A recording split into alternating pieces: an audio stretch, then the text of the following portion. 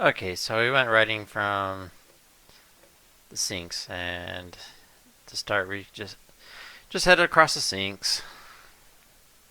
So there's not a ton of snow, just a couple inches of, I guess, hoarfrost, light powder.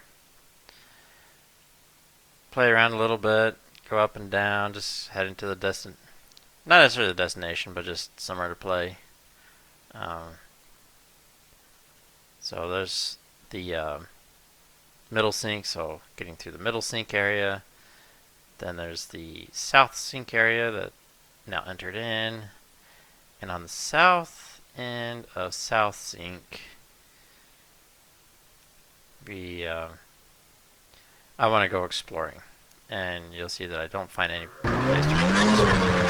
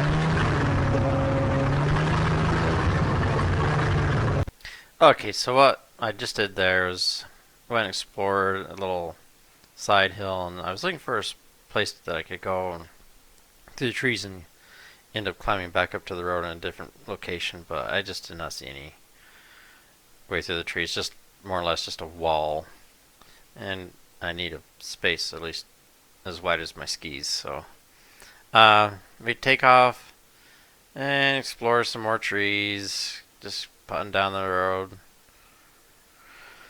And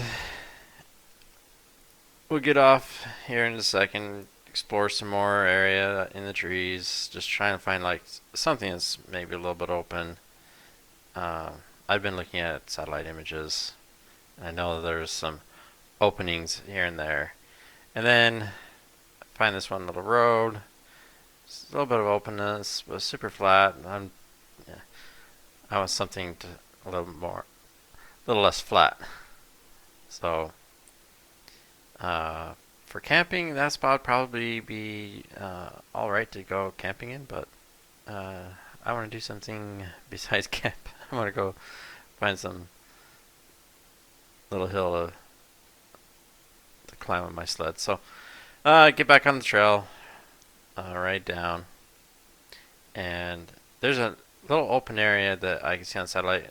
Thinking maybe I could get through those trees, but it turns out I couldn't. So I ended up on a little trail. Then I go look at the open area that if I could get through the trees, I could end up in.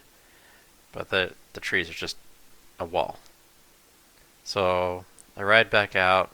We continue down this little trail through the forest, and see the trees are really thick. They're really close together, and we get to a point, and it's you can see some other sledders had gone down this, and they'd gone off the trail in a particular spot, but I wasn't quite so, not knowing what's down there, wasn't quite so trusting to ride down there to get myself in a situation that would be a problem. So don't know where the trail goes to, so I turn around, but this spot's really tricky. There's not really a spot to really get up there because the trees are so tight to really turn around, so it's the million back up turn around thing that I end up getting stuck. So end up having the my riding partner, he comes over and helps get me out. Just a few more seconds. Oh, he's here. Lift, move back in the sled around, then pull around the front, then I'm out, and we take a break. And we're headed down the trail, and there's this little open spot that I saw while we were riding out there, and I decided to take it right there. And not exactly sure where this ends up. According to the satellite images, it may be possible that I drop down into the Little Bear area, but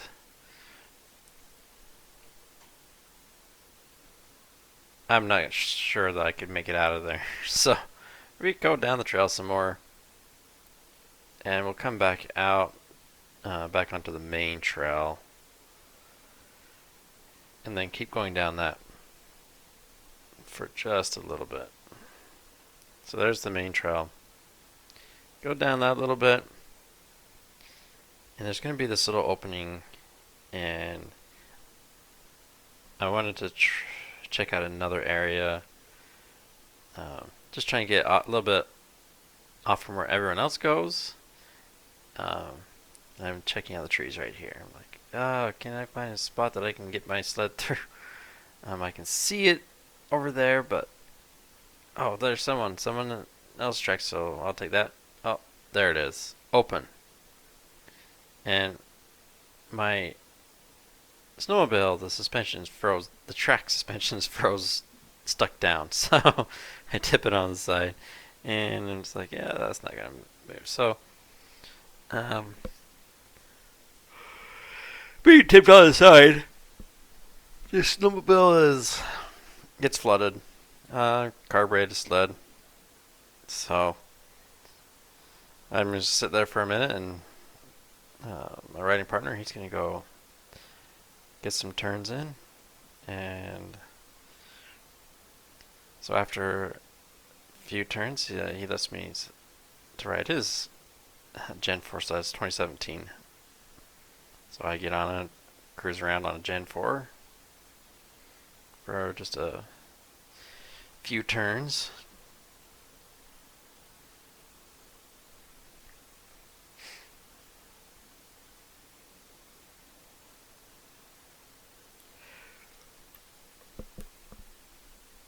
And after he's been sitting on his sled, oh, the suspension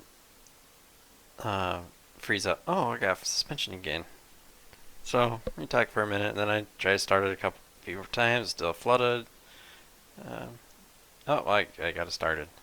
See, when my sled gets flooded, usually if I just roll it, usually it takes me just a couple pulls, and then I just let it set for a minute, and then I pull a couple more times, and my sled will start. But this was sitting outside for more than just a few minutes. We were looking at it, and it really got flooded really bad. So it took a few extra minutes for that gas to evaporate out.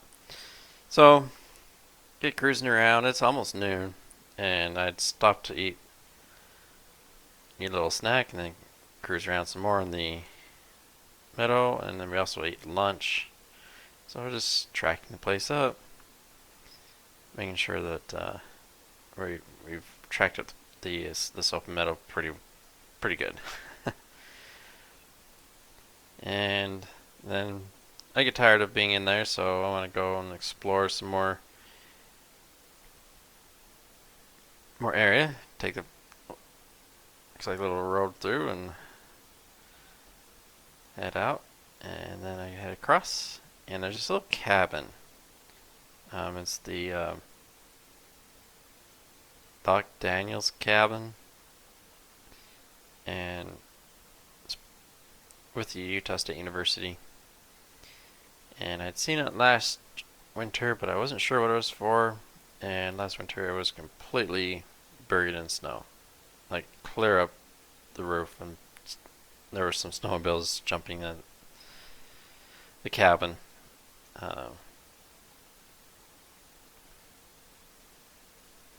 So now I finally know what this cabin's for. Talk about it, then we get back to sled, go around.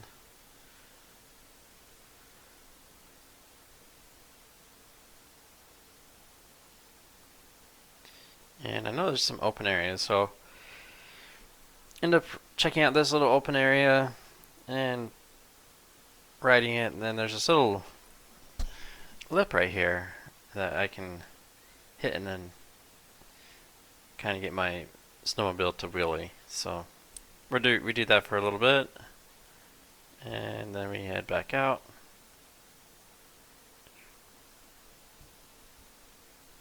And there's other road I want to try out, and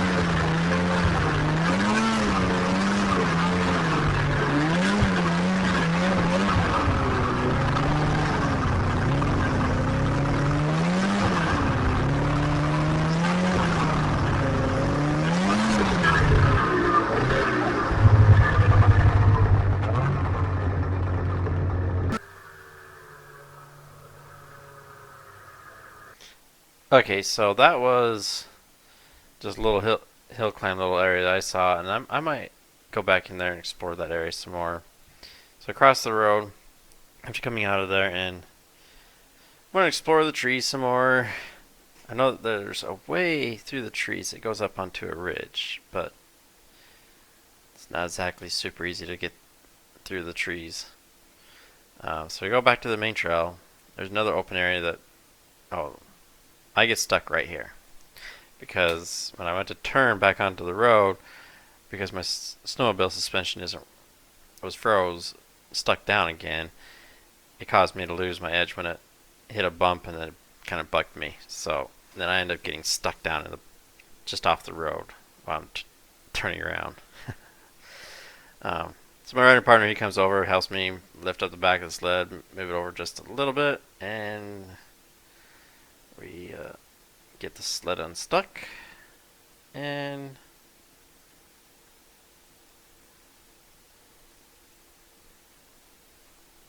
past this tree that I'm basically up against, and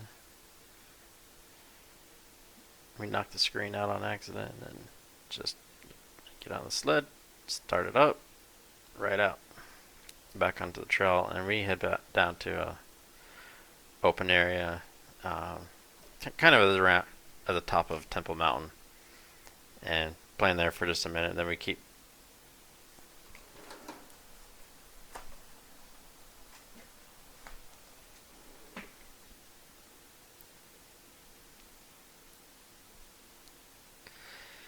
right at this point. We have a discussion about, oh, I got an old sled, my shock is stuck down, and but I can change out the shock for only like $70. So anyway, that's what I ended up doing. It's just you're swapping out the shock, and old sled means it does get brand new parts, but I end up ordering old parts from others parted out sleds. So top of Temple Mountain, we're just goofing around, just riding around a little bit, just off the main trail, and get back on the main trail in just a minute. I'm kind of looking for places I can get through the trees, because I know that there's some other open areas. If you can get through the wall of trees, there's room to play. So go back down to the main trail, ride down to another big open area. This one's on the south side of Temple Mountain, and we spend the remainder of our time on the south side of Temple Mountain. Just there's kind of a bit of an open area that has mixed terrain right there, some open meadow, flat with some hills. So that gives a little bit more a few more options to play on. There's also cell service at that part of the mountain as well, and time to measure the depth of the snow. Here there's 28 inches of snow, and send out a text, take a call, and just talk about some more stuff. But we really just spend the rest of the day just riding around the south end of Temple Mountain. 28 inches of base snow, and just a couple inches of hoarfrost powder on top of that. So fairly solid snow. And the way my sled's set up, since it's an older sled, it doesn't really rip through that base super quick. So I'm just sitting on top and not too worried about having a rock take me out unless I can actually see it. But I went and rode this area partly because I know the area and the rocks and stumps situation, and there's certain areas of the mountain due to the low snow conditions I kind of don't go to, just to avoid finding surprises.